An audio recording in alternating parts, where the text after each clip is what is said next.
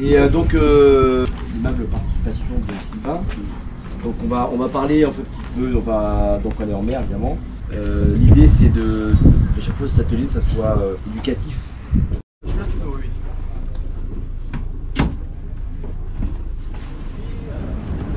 Il ne peut pas être organisé.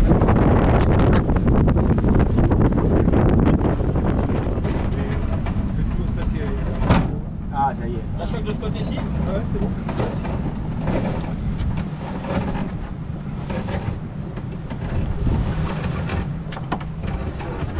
C'est quoi comme bateau? C'est un 2 fours 360. Parce que ça fait un super génois. Mais... Le barbeur, il n'est pas prévu non. Pour ramener le point de tir vers l'intérieur. Ouais, il est prévu pour l'intérieur. En théorie, tu pourrais re-rentrer ton point de tir. Ouais. Sauf que sur 360, le mât est très avancé. Ouais. Si tu commences à rentrer ton point de tir de côte 0, j'ai bien peur. Tu vois, le tunnel qu'on va créer là, entre la voile qui est très grande et qui va revenir derrière. Bien peur que ta grand voile elle re-rentre dans le bateau en permanence. Tu refermes trop le tunnel. Et que du coup, ce que tu gagnes d'un côté, tu vas le reperdre de l'autre parce que tu vas être obligé de surborder ta grand voile. Et voilà. Parce que j'ai remarqué qu'au près, je remonte beaucoup mieux avec le vireur, parce que c'est un faux vireur, qu'avec le code 0. C'est toujours un élément à regarder. C'est est-ce qu'on parle en vent réel ou en vent apparent? En vent apparent. En vent apparent, tu remontes à combien avec ton code 0? À 50 degrés, avec le faux, je remonte à 40 degrés. En apparent, tu dois remonter mieux avec ton code 0. Enfin, c'est déjà bien. C'est déjà bien. Ouais, il faut peut-être que tu bordes un peu plus. C'est déjà en apparent, je parle. Ouais. C'est déjà très bien 40, hein, ceci dit. Parce que si tu veux, dans le petit temps, puisqu'on parle de petit temps, à 10 nœuds en réel, à mon avis, tu bouges bien le bateau avec le code 0 bordé à fond. Faut regarder l'intérêt, quoi. Il faut vraiment calculer l'intérêt, t'es peut-être plus intéressant. Non, 10 nœuds c'est 10 nœuds apparent, pas 10 nœuds réels. Voilà. Tu veux, c'est ce qu'on regardait hier avec Serge. Hein. Il y a énormément de différences dans le petit temps.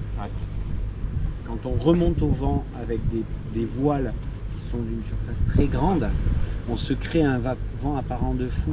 Tu vois. Hier avec Serge, on était à 4 nœuds par 6 nœuds de vent.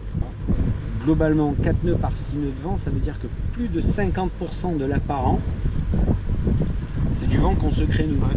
C'est un peu le principe des katas. Donc si tu calcules l'histoire, en fait, on était à 90 degrés du vent réel.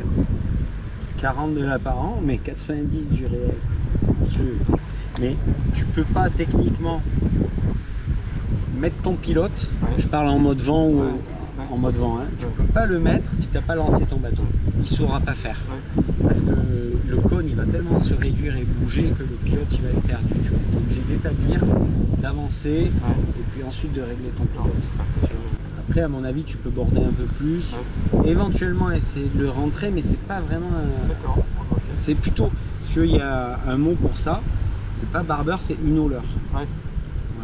Le barbeur, son principe est d'être plus avancé. En revanche, voilà, si tu veux aller jusqu'à 100-110 degrés avec ton code 0, 110 pour moi c'est vraiment la limite. Hein.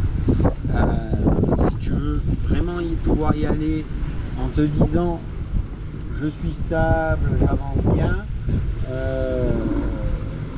la meilleure solution que tu as c'est effectivement là de passer sur un barbeur. Rabaisser ta chute, refermer ta chute, pouvoir continuer à glisser. Sinon la voile elle monte trop, elle s'ouvre tôt. On met le code D, Denis, ou pas? Allez.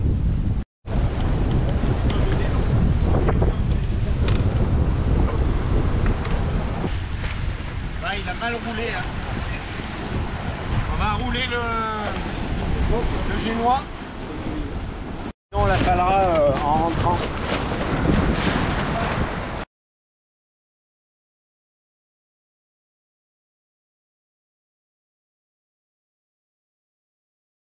Voilà, on va voir que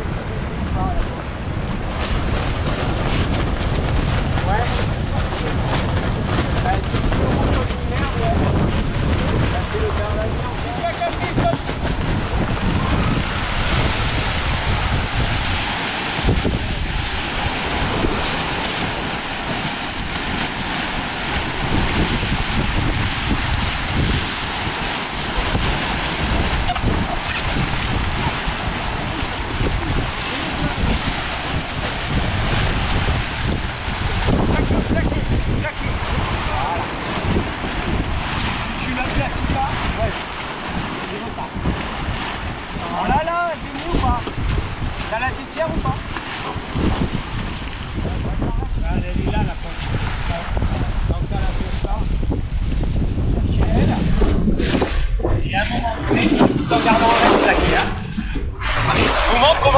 on les déplie comme ça. Là, tu prends elle de l'avant et tu la suis tout le long.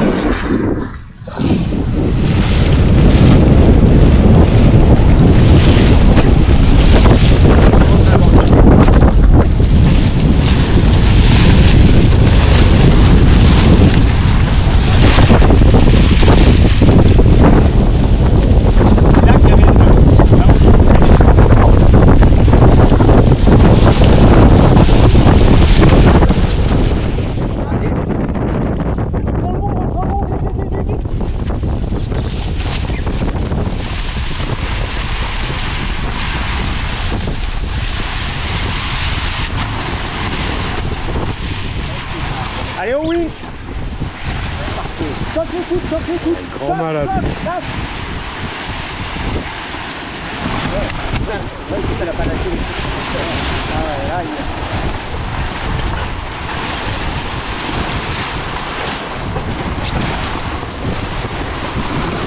là, lâche, lâche, lâche.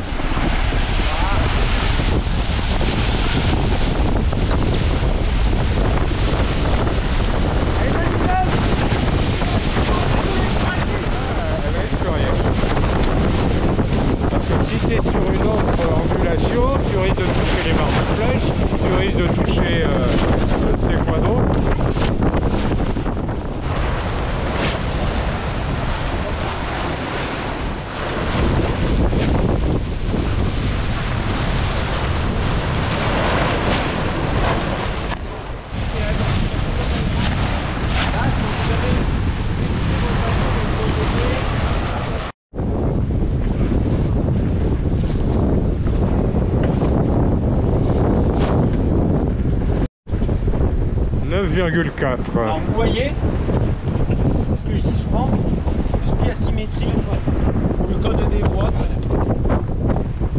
les grands voiles très grandes comme ça, on n'arrive pas à abattre à cause de la grande voile. Vous voyez, le vent il faut qu'il passe au-dessus pour aller dans la chute de la voile. Donc soit on est obligé de faire du travers, du 110 ou du 120, mais vraiment faire du 130 ou du 140, qui est du vent frais. Donc il y a deux solutions, ce qu'on a fait avec CRJR, c'est soit tu prends un ciseau, c'est quand même une position instable avec le vent qui bouge et les rafales et les accélérations de bateau, soit tu enlèves la VGV. Alors là on a deux rilles, ça passe quand même au-dessus. Ça passe. Ça passe bien, mais tu peux aussi enlever la voile, tu ralentis très peu, mais de nuit là, tu vois, de nuit sans GV, on fait des miracles avec le code. Bien avec Serge, on était à 8 nœuds par 14 nœuds de vent. 8,5 même, ouais. Sans GV. À 140 du vent. Génial quoi. Ici, il flappe comme il a flappé tout à l'heure, version drapeau. Pas grand risque. En revanche,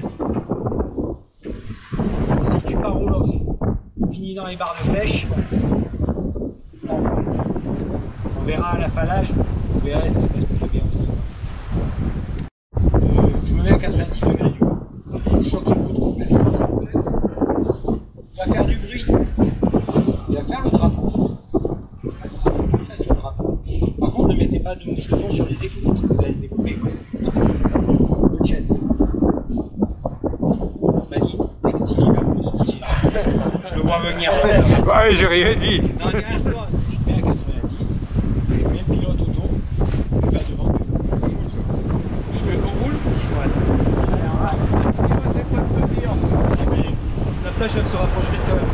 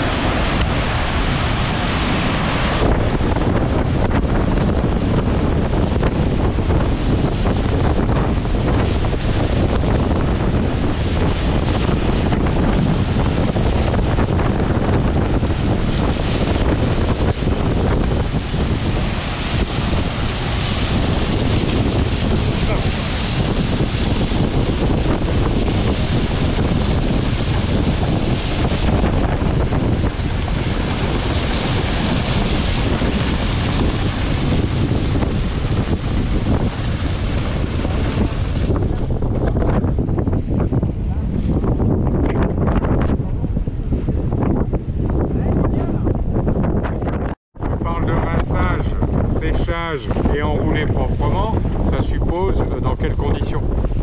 C'est ça. C'est qu'en fait, c'est compliqué pour vous. Ah oui, parce que vous à l'atelier, le sécher, et puis tu nous l'amènes et on le roule au palan à l'agence à la limite. Tu vois. voilà, il faut le palan pour le... Bah oui, c'est ça le problème. Et c'est le mieux pour l'hiverner, quoi. Oui, tout à fait. Ouais. Si tu veux parler des types de tissus, il y a 3 types de tissus. Il y a le tissé, le laminé au kilomètre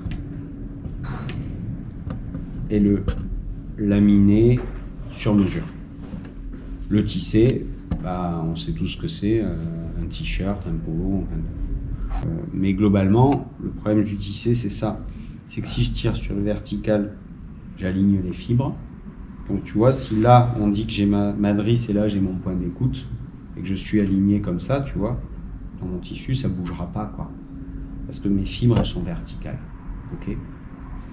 Par contre, si mon tissu, je le positionne en travers, alors là, je suis dans un pur élastique.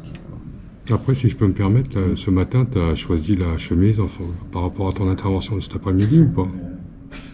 Ouais, parce que j'ai un jean stretch. Et du coup, sur le stretch, c'est un peu plus compliqué, tu vois. Ah, parce que tu allais nous parler du jean maintenant. Non, c'est bien. Voilà. Non, t'es un vrai pro. Hein. Moi, je suis admiratif. Le laminé, on va prendre plusieurs couches avec des cols, des machins. On va disposer les fils dans des sens qu'on le souhaite. Et on va revenir de fermer ça. Et puis le tissu va être fabriqué en rouleau, voilà. D'accord. Et après, il va être assemblé en triangle ou en laisse horizontale, comme le tissé. Le laminé sur mesure, lui, c'est ce qu'on appelle la membrane. Et la membrane, du coup, elle est faite vraiment sur mesure. On dispose les fibres dans le sens des efforts de la voile. Donc là, c'est vraiment purement du sur-mesure, c'est du high-tech, avec des fibrages de qualité supérieure généralement. Voilà. Et après, il y a encore au-dessus de ça, mais la compétition, si tu veux, le 3/4 sont sur de la membrane. Mais après, il y a encore une gamme qui s'appelle le filamentaire, où là, on est dans la très haute performance, quoi. Ce qu'on fait, c'est qu'en fait, on essaie de créer des tissus les moins élastiques possibles, en essayant de chercher des formules de tissus qui vont permettre d'aligner les fibres de plus en plus correctement dans le sens de l'effort. Sur les voiles d'avant, j'aime bien mettre du triradial. Parce que quand tu roules une voile d'avant, ton point d'écoute, qui est l'endroit où ça force le plus, reste toujours le même. Donc les fibres de la voile sont toujours alignées dans le sens de l'effort du point d'écoute. Tu vois le phénomène ou pas? Sur une grande voile, le triradial, je le trouve un peu plus perfectible. Sur une grande voile de course, le triradial, c'est très bien. Parce qu'en course, on sait très bien qu'on prend beaucoup moins de riz que ce qu'on en prend en croisière. D'accord? Donc, vu que le triradial, il prévoit les efforts dans le sens de la fibre, du point d'écoute, du point d'amure et du point de drisse, on a les fibres qui sont toujours à peu près bien orientées. En revanche, sur une voile de croisière, en triradial, on va être obligé de faire beaucoup de renforts sur les ris, de manière à récupérer la perte de l'axe des fibres sur du triradial. Tu suis ce que je veux dire ou pas? Parce qu'on se retrouve plus haut et on resépare ça. D'accord? L'idéal serait d'avoir plutôt un laminé en coupe horizontale au niveau de la grand voile et un triradial au niveau du génois pour un bateau comme le tien par exemple. D'accord? Pour avoir comme les grands voiles sont assez grandes et puissantes, c'est bien quand même d'avoir un laminé pour avoir la tenue. Voilà, la tenue de forme. On est sur un équilibre, tout en ayant conscience que par contre, en manœuvre de la voile et en poids de la grand voile, on va avoir un peu de perte, quoi. Et par contre, la grand voile, c'est bien, c'est le choc qui parle.